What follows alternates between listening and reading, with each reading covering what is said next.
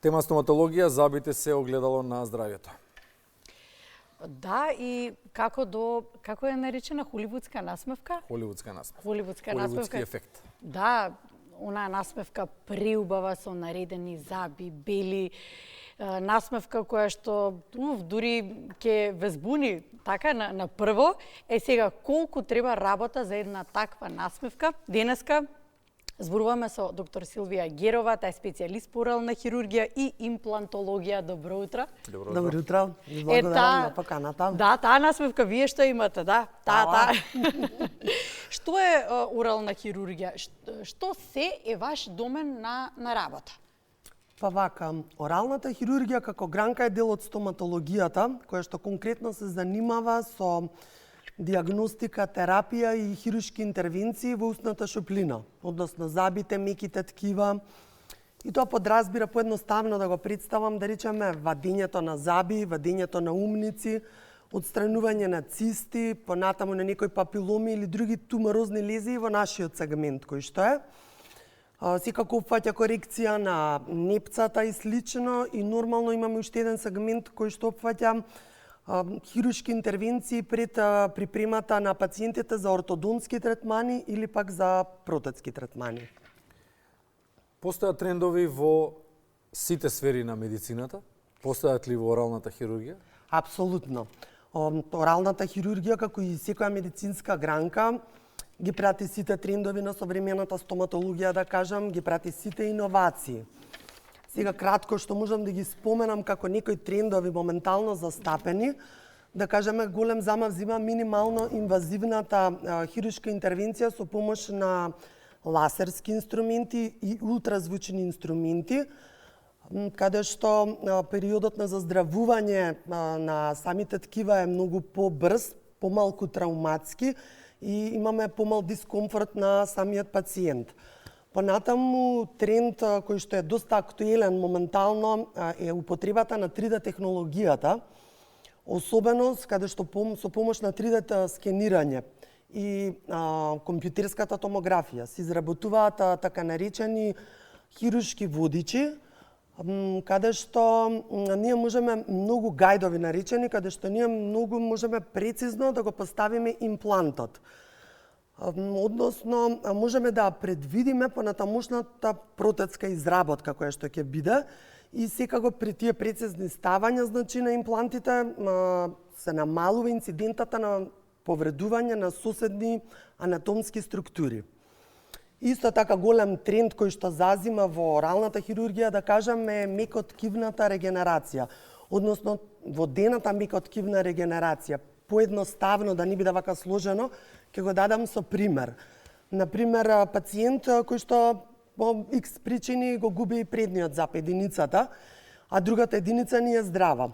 И сега ние нормално ќе ставиме имплант и со помош на одредени коскени биоматеријали, понатаму дали ќе земеме графт од самиот пациент, од непцето или одредени мембрани, буквално можеме да го доведеме на крај резултатот, да нема голема естетика и на самото место да не се примети дека пациентот некогаш изгубил единица и дека е поставен имплант или пак е работена некаква протетска изработка. Мислам, сакам да кажам дека ние, оралните хирурзи, да кажам, и во нашава држава, буквално веќе не се држиме до тие традиционални методи, него баш се надградуваме, идеме напред. Да го објасниме зборот тренд е токму тоа. Не се работи за некои естетски ситуации, туку се работи за здравјето, за ситуации кои што го подобруваат здравјето на пациентите кои што имаат потреба за тоа. Токму така, да. Тренд, сакав да кажам дека ние ги пратиме сите стандарди во современата стоматологија, односно како во светот, така и во нашата држава. Буквално се едуцираме, идеме напред и ги поедноставуваме, да кажам, за самите пациенти да не биде толку комплексен и стресен моментот на хируршка интервенција, да речеме особено имплантологијата или поставувањето на имплантите. Како звучува, колку сме отидени напред во делот на стоматологијата? Можеби ќе го срушиме оној па што е, не знам, дека треба да се плашиме од забар. Стереотипот. Па јас мислам како стереотипи или не, ти уште дека страф нема кога ќе го почувствуваш тој мирис. Секогаш има најголемиот страф, страфот непознато, нели?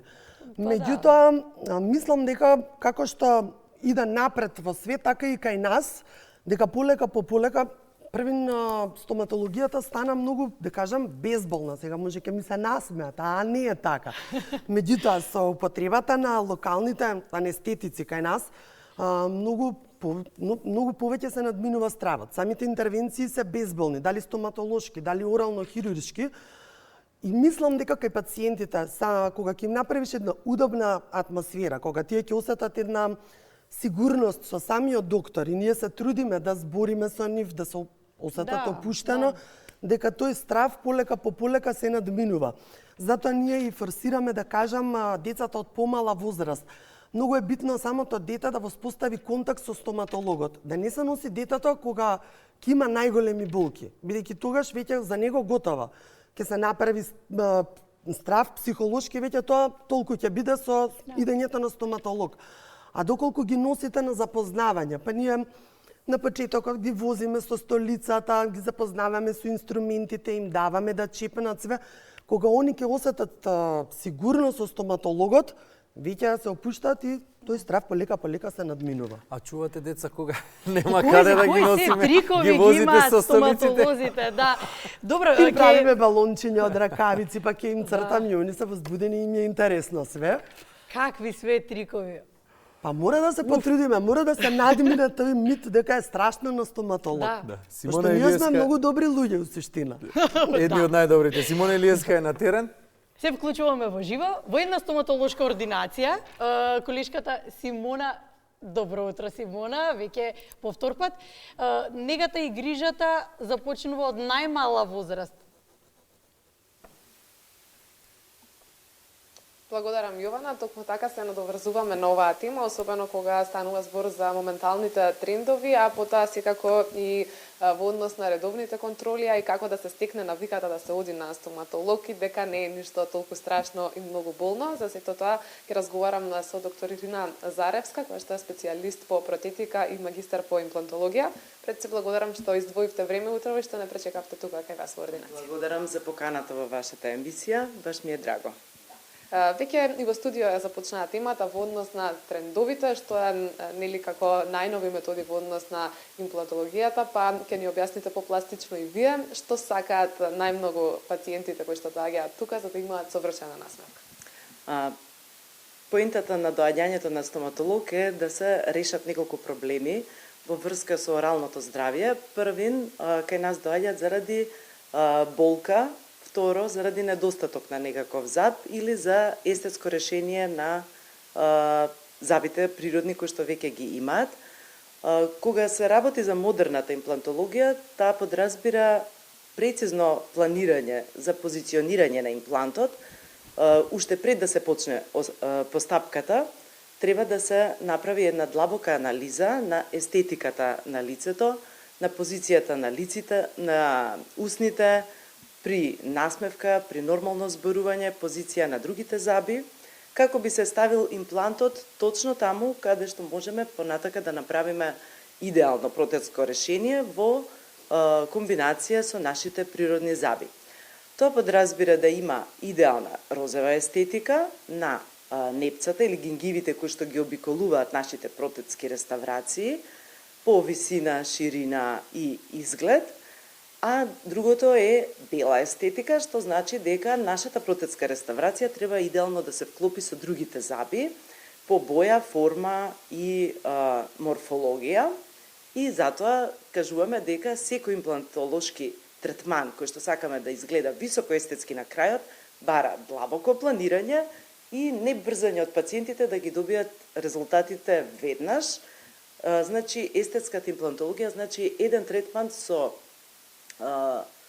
пациентот да трае некогаш 3 месеци, 6 месеци или до 1 година.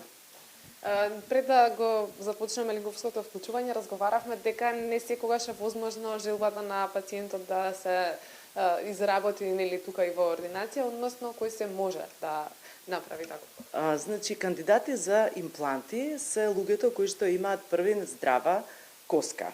Што значи тоа? Виличните коски ние ги анализираме на 3D снимка и панорамска снимка. Гледаме дали има доволно во сите 3 димензии коска каде би се поставил имплантот и доколку ја нема, значи порано се ставаа импланти секаде кај што има здрава коска, но сега ние стоматолозите креираме услови за повеќе коска таму каде што фали, со додавање на вештачка коска, ставање на мембрана и повторно чекање едно 4 до 6 месеци овие материјали да се вклопат во нашите природни услови за да можеме да имплантираме. Веројатно мисијата на секој стоматолог е пред се да дојде здравието, па потоа убавината и убавата насмевка. Од тука ве прашувам колку се важни редовните контроли, без разлика на возраста, но и колку пак од најмала возраст треба да се научи да се побие стигмата од страв од стоматолог. Јас би почнала со највозрастните пациенти наши, кои што многу често имале фобија од стоматолог и токму заради тоа ги загубиле своите заби. Тие се добар пример за нивните деца, односно веднаш ги тера додатна забар што е можно повеќе, уште од најмала возраст. Значи, навиките се менуваат. Кога ќе се договорите со еден пациент дека треба да доаѓа еднаш или 2 пати годишно за чистење забен камен, треба тој договор да се почитува, бидејќи тоа е во интерес на пациентот. Што значи тоа? Ние стоматолозите сме инструирани како да детектираме проблем уште пред да настане. Значи, кај нас пациентите на редовните контроли со чистење забен камен доаѓаат бидејќи можеме да откриеме доколку има почетна фаза на некој кариес, почетна фаза на расклатување на заб, почетна фаза на некои џебови, ги третираме и ја држиме ситуацијата под контрола. А во однос на децата, мислам дека нашиот најмал пациент што дошол тука има 2 или 3 години. Самото доаѓање на стоматолог значи прво да се навикнат на атмосферата, затоа што бил мантил или било која друга боја сега, самата атмосфера нив им предизвикува немир, па така треба да сватат дека тука се добре дојдени, може да биде и забавно, и чистење на наслаги од најмала возраст, потоа лекување, поправење на кариеси доколку ги има и ние учествуваме и во контрола на редовната смена на запчињата на децата, така да можеме да приметиме доколку има некој потенцијален ортодонтски проблем, да го упатиме на право место. Доктор Ирина, ви благодарам за одговорите. Ви благодарам и на вас. Пријатно. Благодарам уште еднаш. Тоа беше разговорот со доктор Ирина Заревска во однос на сите оние трендови кои што во моментов ги следиме и на социјалните мрежи, меѓутоа за таа холивудска насмевка која што ја започнавте темата на почеток, меѓутоа и за редовните контроли кои што се навистина инвестиција во нашето здравје. Симона, благодарам, многу подпрашање имаме за гостинката постојано. Ајде, добра, насмивката го краси лицето, сите сме на тоа мнение. Еден од најважните сегменти за нормалното секојдневно функционирање со забите, колку нега, грижа, трпение, внимание е потребно за совршена насмевка? Вака, ти убаво на почетокот, уште најавата на почетокот, кажа насмивката е огледало на оралното здравје. Не само довербата кај пациентот, нормално. Да. И сега, совршена насмевка ни опфаќа збир од едно здраво забело и убав загриз. Меѓутоа, сето тоа треба да се одржи. Не може само да го оставиме така. Ке почнем од наједноставното, оралната хигиена. Секогаш треба да биде застапена, нормално ние викаме 2 пати дневно. Доволно е сабајле и навечер. Редовните стоматолошки прегледи, кој што треба да се посетува стоматологот еднаш до 2 пати во годината. Добро, што значи тоа еднаш до 2 пати во годината? Па доколку немате проблеми, да кажам сега поедноставно, доволно... Тоа се рутински прегледи? Да, рутински прегледи, стоматолошки прегледи, еднаш до 2 пати, можете и 3 пати вие, секој индивидуално. Понатаму, еднаш до 2 пати препорачуваме професионално чистење на забниот камен, пескарање, полирање. И сега, и покрај таа превенција што имаат самите пациенти, не секогаш совршена насмевка, не може секој човек да се роди со совршени заби. Затоа тука сме ние да подпомогнеме. Така е. Значи може да има здраво забало, меѓутоа да има искривени заби. Во тој случај колегите ортодонти ќе подпомогнат да се добие совршената насмевка. Или пак со прост пример да кажам, има убави заби, меѓутоа бојата нешто не им се допаѓа. Во тој случај се прават естетски избелувања и повторно ќе постигнеме убава насмевка. Не се уништува глеките со избелувањата? Па сега, модерните, како што рековме, значи ги пратиме сите трендови и иновации, новитети во стоматологијата. Моментално сега се изработуваат средства, малку сега морам да кажам хемискиот состав карбамиди пероксиди, каде што не дозволуваат да имаме оштетување толкаво самите карбамиди, да имаме толкаво оштетување на глеќта, не се применува избелувањето константно, се користат забни пасти кои што потпомагаат да се заштити самиот емајл на забот. И постојат уште и домашни методи на избелување, исто така професионално преку стоматолошките ординации, кои што исто така не прават негативни ефекти на забите. Лично јас моите ги имам избелено. Ова да се надмине уште една предрасуда, стереотип кој што владее, дека избелувањето на забите, да. Добро, што запамтив јас? Запамтив еднаш до 2 пати во годината редовни прегледи. Сега да видиме колку го прават тоа граѓаните. Одиме со материјалот што го подготви Симона Илиевска, уште еден незин материјал, за тоа колку граѓаните, колку ние, колку македонците редовно или нередовно посетуваме стоматолог. Колку често посетувате стоматолог? Па многу често. Имам мои заби и гледам да ги одржам до крај. Најчесто за што одите? Па за чистење каменец, за пломбирање, за санирање некои така заби и така. Поредко. Здрави ми се забите. Така. Зашто најчесто одите на стоматолог? Па да ги поправиме, нели? За пломба, за тие работи. Но за болекар немам и заби, да кажам. А понапред други правев, одев на 2-3 месеца, како ќе ме вона. Па можда пред едно 6-7 месеца сум бил. Зашто најчесто одите? Па има пломба испаднато, сега треба да додам единици, треба да ги правам и тоа. Па немам потреба. Има вештачки заби и толку. А верувате дека ич? Затоа што стоматологот ми е дома? Знам е стоматолог. Значи често? Па се често ми направи забите и готово.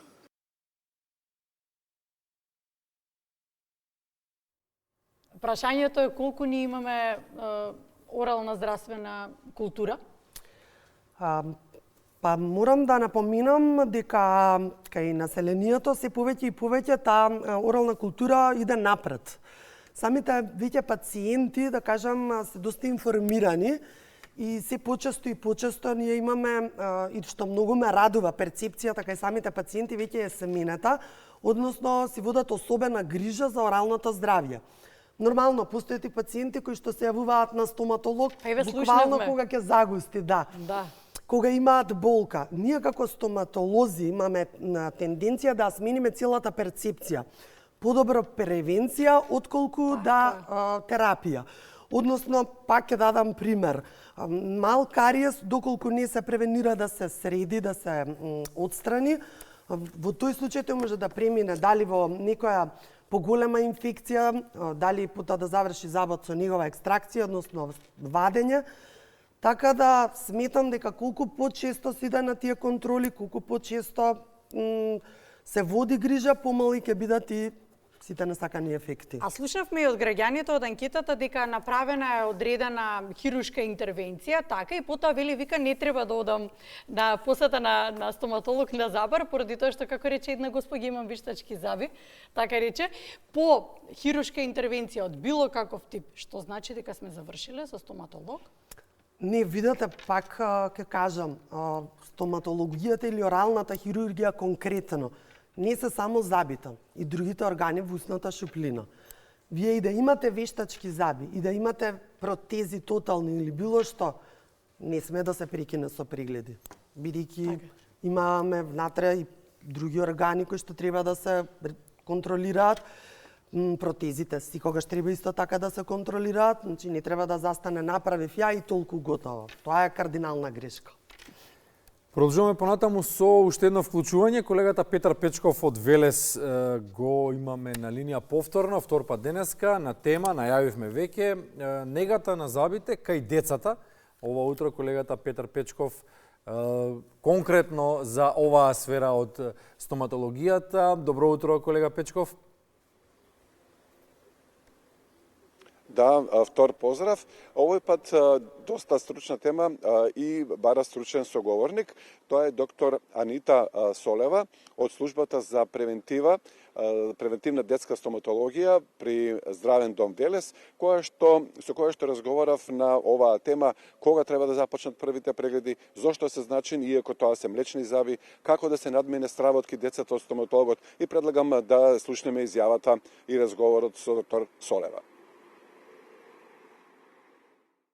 Значи, млечните заби имаат многу голема и важна улога во здравјето и целокупниот живот на децата, бидејќи тие имаат иста улога како и млечните заби. Значи, во однос на джвакањето, на правилниот говор, на убавиот изглед, сите тие влегуваат функции кои што се многу важни за децата уште од најмала возраст.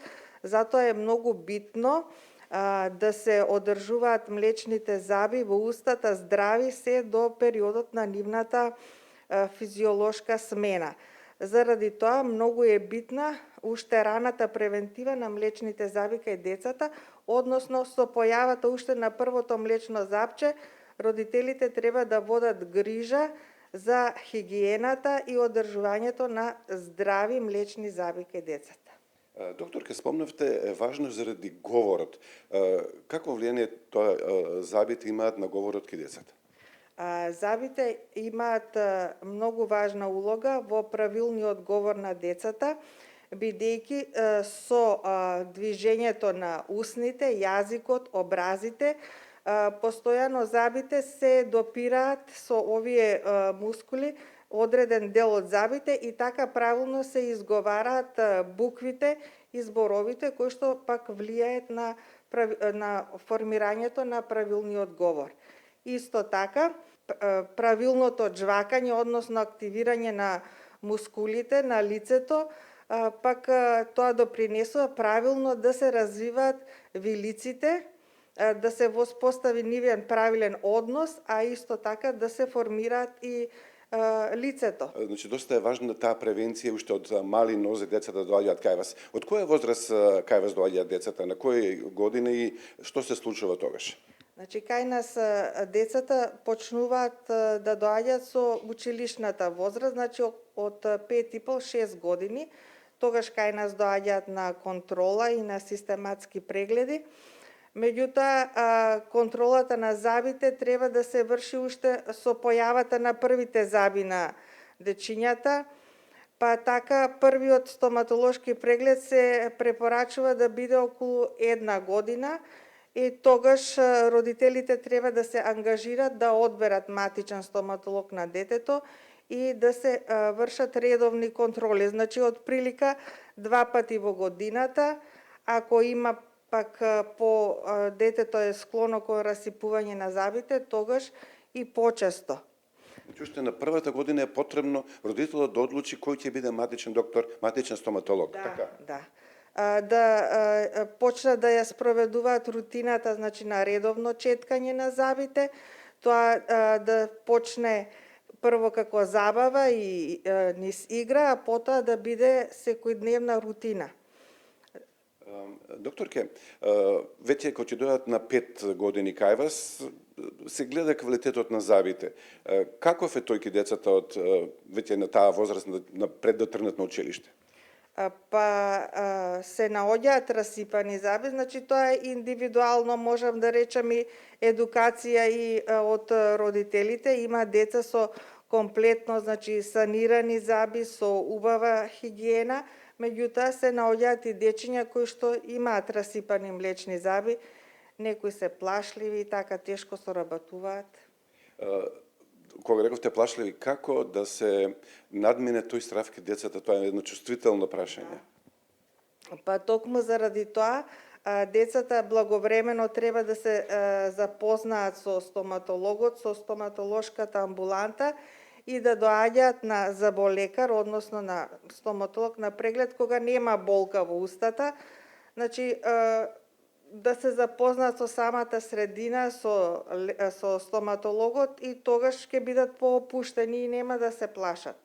сепак тоа е индивидуално, меѓутоа да не биде тога моментот кога детето има болка, кога е измачено, кога е ненаспано, кога исто така и родителите се истравматизирани од непреспани ноќи од болка, тогаш потешко се соработува за разлика од кога е, да речеме, смирена ситуацијата.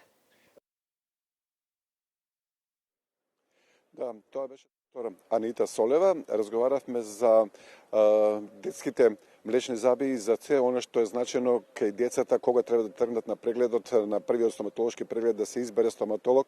Аз се надам дека овие совети беа добре дојдени и тука бе било, јас би се одјавил во второто јавување во утринската програма на овој пат на 5 степени, малку повисока температура, со убав поглед на градскиот сад и мало мовче од Велес. Бранко? Благодариме, колега Печков. Благодариме, да, убаво време, топло, сончево, повеќе насмевки повлекува таквото време. Грижете се, ако ништо друго, за оралното здравје. Еве, дополнителен повик, веројатно, во одреден период од годината се зачестуваат прегледите или без разлика постои ли временски период кога има позачистени прегледи? Па не. Принцип, не иде со сонцето тоа? Не.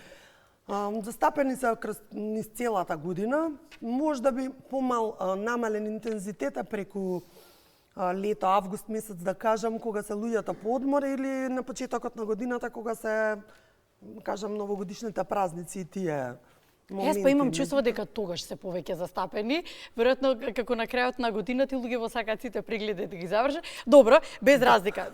Се разбравме дека превентивни прегледи 2 пати годишно на Забар е сега, дека предрасудите се рушат, сведоци сме, се повеќе забележувам протези носат и повозрастни граѓани, што претходно не било тоа така. Било стереотип дека не изгледа убаво, па ајде сега ти ќе носиш протези, требаше на време да носиш. Па не, токму така. Порано се мислело, да кажам, бил моментот дека само децата треба да носат, или тинеџерите во таа возраст.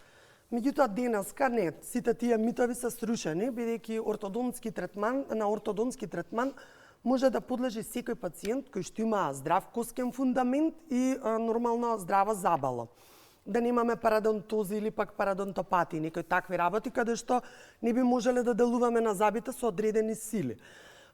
Самата стоматологија е мултидисциплинарна гранка, односно некој пати ние кога имаме пациент кој што треба да му се направи, да речеме, протетски третман или пак да се стават фасетки и слично. И сега тие се популарни се. Да. Тие ќе ги споменеме. Ајде па добро, веќе кога зборуваме за трендови. И сега доаѓа пациентот, меѓутоа тој има неправилен загриз, криви заби, ние не можеме да постигнеме една висока естетика кога имаме таков момент кај пациентот. И во тој случај во консултација со ортодонтите, тој први носи протези ортодонтски, па потоа пристапуваме ние кон втората етапа, фазата каде што ќе постигнеме таа насмевка. И морам да ги споменам во самите иновации кои што земаат замав, се така наречените невидливи протези, односно Invisalign алајнери, ќе ги споменам, каде што тие баш се наменети за повозрастните пациенти, меѓутоа со помали малоклузии, да речем, со помали нарушувања во исправеноста, во искривеноста на забите. Добро, вие забите. проценувате кој за каков тип на протеза е? Исто и тие се како резултат на развој на 3D технологијата, со скенирање и со слично. Што е кај децата за протезите? Ајде до родителите да ги насочиме. Како мислите? Кога е вистинското време да се стават протези кај децата? Самата таа проценка ја прават ортодонтите и претежно тоа е кога зборам за ортодонтските протези, не за мобилните. И тоа претежно е кога децата обично некаде 12 годишна возраст, да речам после 12-та, 13-та, кога ни е завршен коренскиот дел од растот на забите, кога самите апекси на корените се затворени. И сега нормално колку е порано поставена ортодонтската протеза, зборам кај тинеџерите, ние тука можеме и коскено да делуваме, бидејќи не е завршен растот на коските. Што кај возрастните пак не можеме ние да делуваме толку на самата коска на вилицата. Меѓутоа, дека протези можат да носат само деца, не. Тој митер е срушен. Го забележуваме тоа? Да, затоа кажувам дека и Invisalign земаат голем замав, кои што се многу приступачни, Може збор малку. Добро. Многу се приспособени за пациентот, невидливи се, немаат брикети, жички, ластичиња, контролите кај и тие се стават, се вадат. Да. Да. Да. За два бербера еден до друг велат дека тој што има полоша фризура е подобар. А што е со стоматолозите? Имате ли вие ваш стоматолог? Колку стоматолозите им веруваат на своите колеги и колку се уфрлаат, колку интервенираат во работата на колегите? Или легнувате вие мирно исто вака? Видете, ја и како поред тоа што сум стоматолог, значи јас и како секој пациент си одам на редовни контролни прегледи и на редовно чистење на забен камен, и како да не им верувам на колегите, на моите колеги со кои што работам, јас сум им на нив пациент. Незгодни сме си еден на друг, меѓутоа увек ние тоа со шала, со смеа кога ќе седнеме. Фала Богу дека им верувам на колегите. Први нашата гранка, пак ќе кажам, спомнав еднаш и сега, таа е мултидисциплинарна. Кај нас кога ќе дојде еден пациент, не може само еден доктор да го води, бидејќи не секој пациент има иста, да кажеме, диагностика или ист третман. Значи тоа е индивидуален третман за секој пациент. И треба во склоп си работат заедно ортодонт, орален хирург, потоа општ стоматолог, протетичар, така да фала Богу дека си им верувам на своите колеги.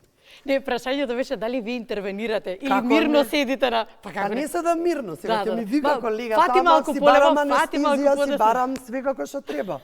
Исти третман како што ја пружам, си барам и јас така. Препорачувате анестезија да се користи? Апсолутно. Значи, локалната анестезија, зошто да трпиме болка? Има некаде, значи, интервенции каде што стварно сакаме и без анестезија.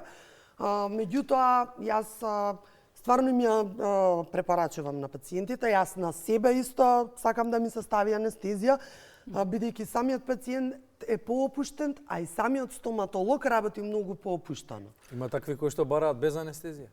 Има. Мојата сестра конкретно, па не сакам да кажам. Ќе погледнам дискретно. Не сакам да кажам, да не биде. Ама си бара без...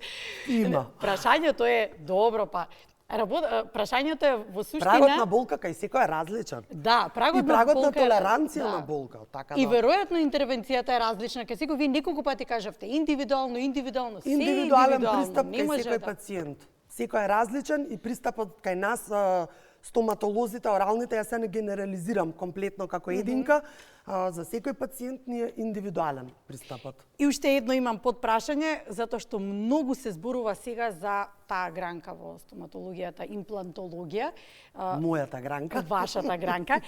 Дали себе си веќе се гледате во дека го достигнавте она кое што беше ваша желба, ваше исполнување на сонот во развивање на во вашиот домет, во професијата, или има нешто дополнително, следејќи ги тие светски трендови, каде што тежнеете и докаде ние можеме да стигнеме тука во Македонија? Неколку пати го споменавме тоа, колку ги следиме светските трендови?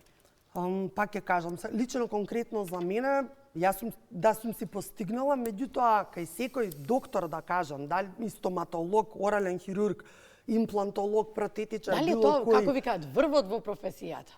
Па секогаш се надградуваш, бидејќи таа се развива и ти секогаш ќе достигнеш едно ниво и бараш повеќе од тоа, Сметам дека медицината е наука која што додека си жив учиш и се развиваш, да ти постигнуваш одреден степен каде што си задоволен. Меѓутоа, како што рековме, современата стоматологија, иновациите, ние ги пратиме сите трендови, да кажам, се школуваме и надвор, не само во нашата држава, маде и кај нас во нашата држава има прекрасни едукации. И секогаш ти имаш тенденција за повеќе. Кога мислиш дека си достигнал, ќе искочи некој нов новитет, каде што ти веќе имаш тенденции и ќе сакаш да го постигнеш и ти тоа. И добро е што е тоа така, одговараме на секојдневните предизвици, она што го носи модерното време. Да, мислам дека стоматологијата кај нас во државата сепак дека е доста развијана, пак ќе кажам и дека ги прати сите светски стандарди. Силвија Герова, благодариме за благодарам и на вас. гостувањето, специјалист по орална хирургија и имплантологија. Одговоривме на многу прашања, подпрашања и се надевам дека подсетивме на оние кои што од кога не сум бил на стоматолог, дека денеска ќе го закажат прегледот. Денеска е денот. Денеска е денот, понеделник, па добро, понеделник, да, благодарим. Студентски, Благодарам. понеделник или на први. Благодариме уште еднаш.